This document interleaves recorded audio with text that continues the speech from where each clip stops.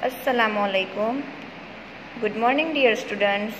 आज हम हिंदी वर्कबुक यानी हमारी हिंदी स्वाध्याय पोथी में इकाई 10 सीखो कविता का लेखन कार्य करेंगे। दिए गए विकल्पों से सही विकल्प चुनकर रिक्त स्थानों की पूर्ति कीजिए। पहला है, हमेशा हंसते रहने की सीख फूल देता है। दूसरा, विनम्र होकर रहने की सीख पेड़ की डाली देती है। तीसरा, जगने और जगाने की सीख सूरज देता है। स्वदेश के लिए तड़प कर मरने की सीख मछली देती है। हमेशा उन्नति करने की सीख हमें धुआं देता है। दूसरा, सही वाक्यांश चुनकर विधानों को पूर्ण कीजिए। हवा के झोंके कहते हैं कि कोमल भाव बहाते रहो। दूध तथा पानी कहते हैं कि मिलो और मिलाते रहो। लता और पेड़ कहते हैं कि सबको गले लगाओ।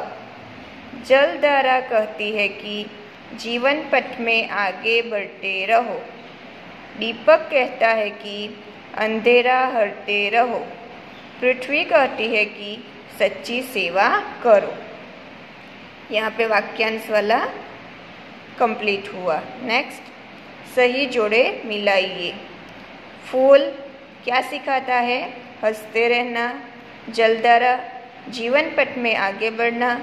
मछली स्वदेश के लिए तड़प कर मरना। पृथ्वी प्राणी की सेवा करना। धुआं हरदम उन्नति करना। यहाँ पे पेज नंबर 14 कंप्लीट हुआ। Next page.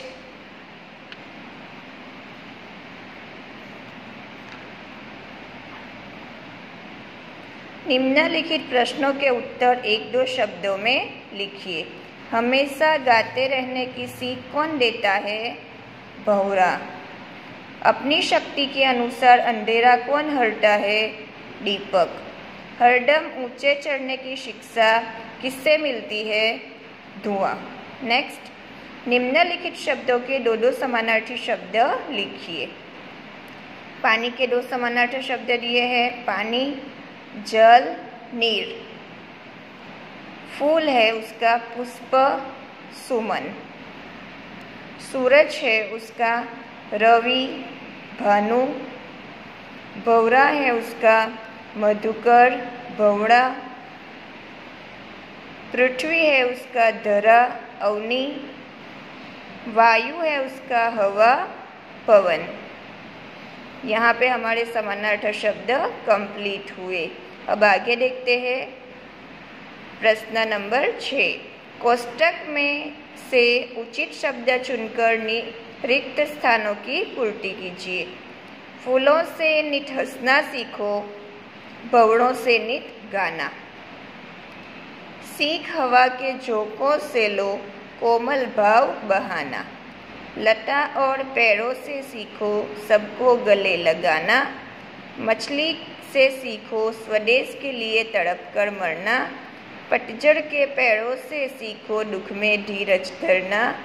पृथ्वी से सीखो, प्राणी की सच्ची सेवा करना। आगे प्रश्न 7।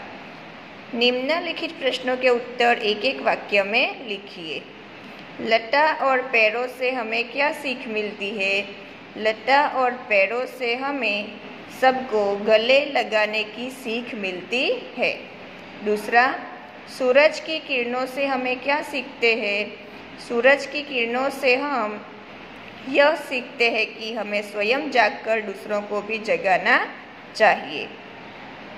तीसरा, दुख में हमें क्या करना चाहिए? दुख में हमें हिम्मत नहीं हारनी चाहिए।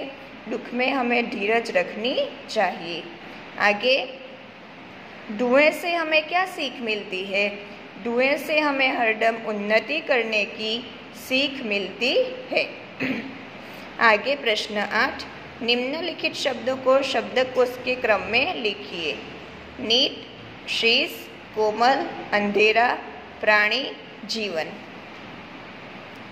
अब मैं उसको क्रम में लिख रही हूँ यहाँ पे। अंधेरा, कोमल, जीवन, नीट, प्राणी, शीश। आगे दूसरा है क्षमा, कौवा, पिता, आग, आदमी, तोता। उसका क्या हुआ है? आग, आदमी, कौवा, क्षमा, तोता और पिता। यहाँ पे हमारे 2 पेज कंप्लीट हुए हैं, पेज नंबर 14 और पेज नंबर 15। ये दोनों पेज आपको वर्कबुक में लिखने हैं और नोटबुक में भी लिखने हैं। मैं इसके इमेजेस भी आपको सेंड कर दूँगी। ओके, अच्छे से लिखना।